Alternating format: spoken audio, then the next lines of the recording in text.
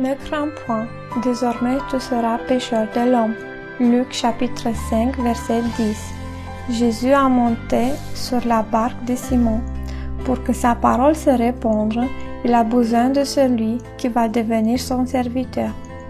Notre travail de tous les jours ne semble-t-il pas fastidieux?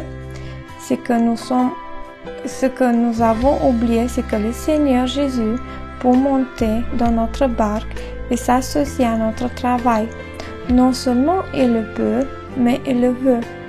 Il voudra être à côté de vous pour illuminer de la gloire de sa présence ce qui est devenu pour vous une routine usante.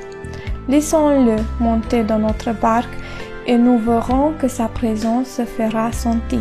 Si chaque matin nous partons pour notre travail dans cet esprit-là, quelque chose changera. De plus, le Seigneur met Pierre à l'épreuve, à l'amener à confesser son manque de succès. Nous avons travaillé toute l'année sans rien prendre. Sommes-nous découragés parce que nous n'avons pas beaucoup de fruits? Confessons-le lui et apprenons à jeter le fil sur sa parole. C'est là le secret de la puissance. Au lieu de nous fier à nos propres efforts, nous serons inspirés par l'autorité de sa parole et nos pensées seront amenées captives à l'obéissance de Christ. Les résultats ne tarderont pas à se faire sentir. Pour Pierre, le changement fut si grand que l'épouvante le saisit à cause de le péché qu'il avait fait.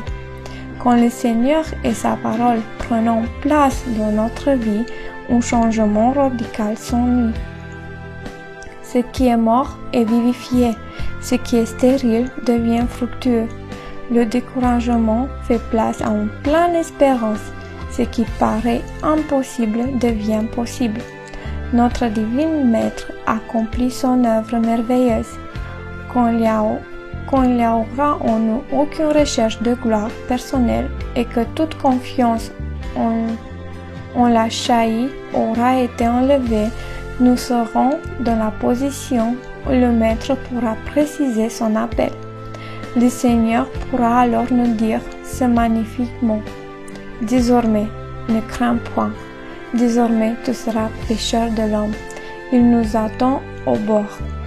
Que cette parole s'introduise dans notre vie et dans notre espérance.